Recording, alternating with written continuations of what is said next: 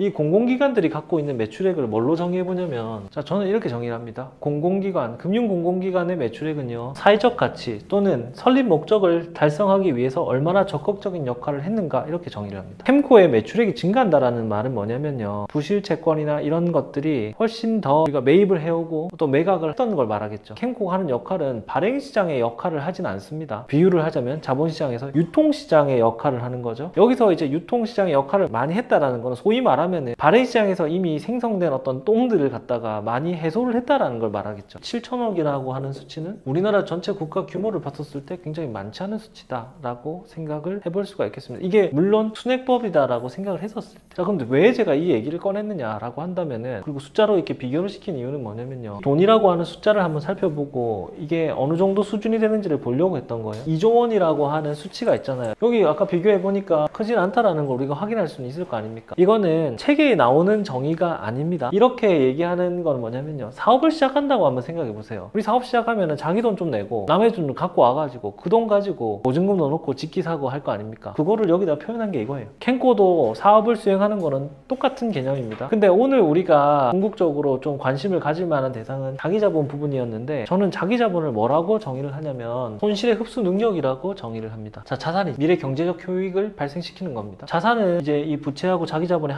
합인데 경영 의사결정에 의해 가지고 이게 운영되는 거라고 보시면 되겠죠. 저는 이거를 뭐라고 정의하냐면, 저는 이걸 조달 파트라고 하고요, 이거를 운영 파트라고 정의를 합니다. 이거는요, 대차는요, 오른쪽에서 돈을 땡겨와 가지고 남의 돈 자기 돈 땡겨와 가지고 왼쪽에서 쓰는 거예요. 그걸 표현한 겁니다. 그럼 운용이라고 하면 정상적인 어떤 경영 의사결정에 따라 가지고 이 돈을 쓰는 거죠. 자, 그러면 예를 들어 캠코든 어떤 금융회사든 간에 한번 봅시다. 여기에서 운영을 하다가 이만큼 손실이 발생했다고 생각해 봅시다. 이렇게 손실이 생길 수도 있잖아요. 그럼 요만큼 손실이에요. 상각 처리를 해야 되겠죠. 대손상각, 충당금을 설정해 놓고 이거를 그냥 이렇게 퉁치는 경우도 있겠지만 그게 아니라고 가정을 해보면, 그러면 이거는 보세요. 아까 그럼 A가 요만큼 줄었다 칩시다, 수식적으로. 그러면 뭐가 줄어야 돼요? 이게 캠코가 만약에 남의 돈을 부채를 땡겨와가지고, 아니면 채권자가 있다고 봅시다. 그럼 채권자한테 가가지고 이렇게 얘기하는 거예요. 야, 미안한데 내가 운영을 하다 보니까 손해를 봤어. 그러니까 나는 너의 돈을 못 갚겠어 하고 얘기하는 거예요. 미친 소리죠. 이거는 똥을 쌌으면 자기가 치워야지. 자기가 똥 쌌으니까 자기가 치우는 게 이거잖아요. 자기 자본의 속성은요, 손실의 흡수잖아. 내가 손실을 얼마나 흡수할 수 있는가를 말해주는 겁니다. 그럼 만약에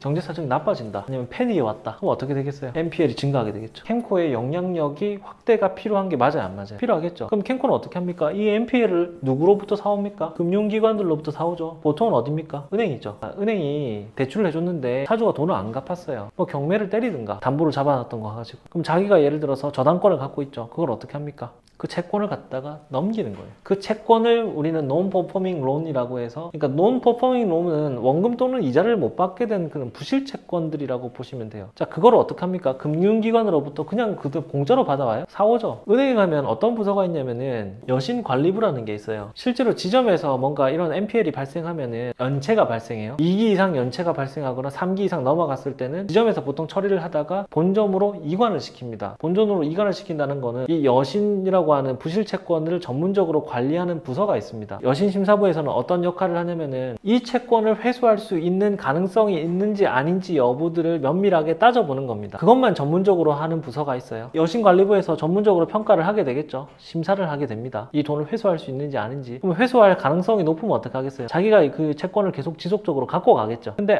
이거는 받을 각이 안 나온다 싶으면 어떡해요? 부실화된 채권에 대해서는 채권 보존 조치를 하지 않습니다. 왜냐하면 실익이 없거든요. 채권 보존 조치를 한다라고 하는 거는 이 사람이 이거를 갖다가 뭐 야반 도주를 하거나 들고 튀거나 이렇게 할 수 있는 거를 막는 조치들을 말합니다. 근데 거기는 전부 다 법적 조치들이 들어가기 때문에 항상 비용이 발생해요. 계속 회수 불가능하다고 생각되는 그런 채권에 대해서는 채권 보존 조치를 하지 않습니다. 실익이 없거든요. 비용만 들지 이익이 없잖아요. 그런 거는 실익이 없는 물건에 대해서는 채권 보존 조치를 하지 않고 캠코한테 팝니다. 그러면 제 값에 팔겠어요? 받을 돈이 예를 들어서 100억이다. 채권이 100억이에요. 근데 이 사람이 얼마나 회수할 수 있을지 아닐지 모를 거 아닙니까? 평가에서 내고를 해가지고 판매를 하게 됩니다. 굉장히 이렇게 할인해가지고 팔겠죠. 10억 캠코에서는 이거를 겁나 사와야 되겠죠. 그러면 그거를 뭔가 사왔던 어떤 풀들이 만들어지겠죠. 어떻게 보면 이거를 우리가 금융 용어로 보면은 리스크로부터 상각 처리를 하고 추가적인 리스크로부터 절연을 시킨 겁니다. 거기부터 잘라낸 거예요. 이렇게 부실적인 채권을 빨리 털어내야지 정상적인 경영 활동에 집중을 할 수 있게 된다라는 거죠. 그러면 캠코는 NPL이라고 하는 거를 다 끌어모읍니다. 이거를 다시 정상화시키거나 회생시키거나 구조 조정을 하거나 이런 여러 가지 기타의 방법들을 통해 가지고 가치를 다시 올려서 다시 시장에 내놓는 역할을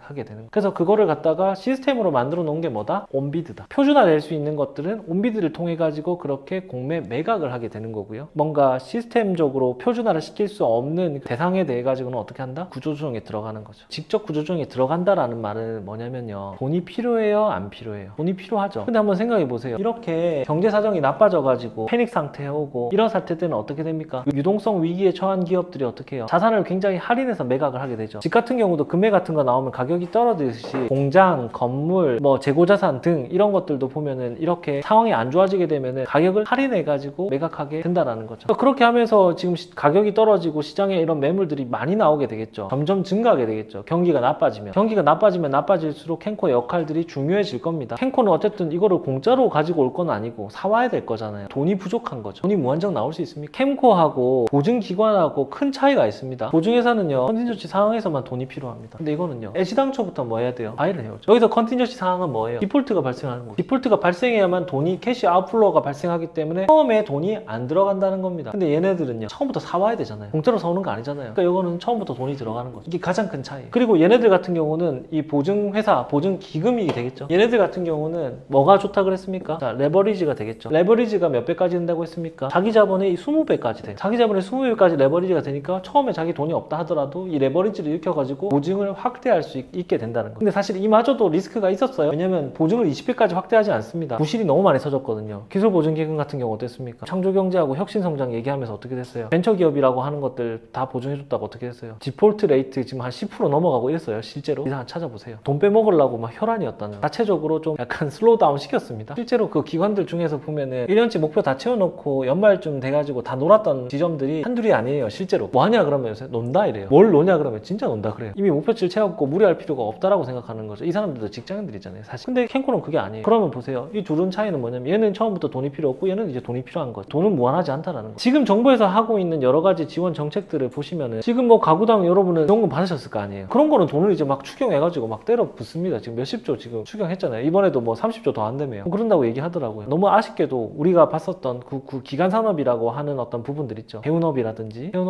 뭐 이런 캠코 이제 회생을 시키고 다시 경제 활력을 높일 수 있게끔 하는 부분에 돈이 플로우가 흘러 들어가지 않고 있다는 거죠. 이거 사실 굉장히 아쉬운 일입니다. 캠코나 이런 어떤 기관에 대한 이야기는 지금 하나도 안 나오잖아요. 이게 굉장히 정치적인 이슈거든요. 어쨌든 간에 팩트는 뭐냐면 캠코나 이쪽으로 돈이 안 왔다는 사실입니다. 근데 얘네들은 이미 알아요. IMF를 겪어봤거든요. 금융위기를 겪어봤거든요. 그때 어떤 일들이 발생했습니까? 지금 보면 실물경제 위기가 즉각적으로 나타나지 않았다라고 얘기를 하고 있는데 점점 조짐은 나타나고 있습니다. 지금 통계 지표들을 보시면은 고용 지표라든지 이런 것들이 가장 역사상 최악이다 볼 수가 있어요, 실제로. 근데 더 웃긴 건 뭐냐면 최저임금하고 52시간을 지속하겠다는 강력한 의지. 왜 그런지 모르겠는데 거기에 대한 신문의 어떤 비판들은 계속 나오고 있습니다. 상황이 안 좋단 말이죠. 캠코의 역할이 확대된다라고 하는 거는 이미 정해진 미래예요. 지금 보세요. 일본의 예를 들어서 회사들 파산하는 얘기 나오죠. 미국 얘기 파산하는 얘기 나오죠. 이 미국의 소매나 소비가 영향을 받게 되면 우리 어떻게 됩니까? 우리 당연히 영향 받거든요. 글로벌 SCM 하면서 채찍 효과 이런 거 배우셨잖아요. 채찍이 이렇게 흔들면은 손목에서 조금만 흔들어도 형태가 크게 바뀌죠. 그럼 이 역으로 봤었을 때 여기서 구매해주고 사주는 쪽이 수요가 조금만 바뀌어도 여기 제일 끝에 밸류체인 제일 끝에 있는 회사들 같은 경우는 굉장히 큰 변동을 일으키게 된다라는 거죠. 그래서 아마 이런 얘기를 들어봤을 거예요. 미국이 재채기하면 우리는 독감 걸린다. 중국 안 좋죠. 미국 안 좋죠. 중국하고 미국 합치면 우리나라 지금 수출이 얼마입니까? 40%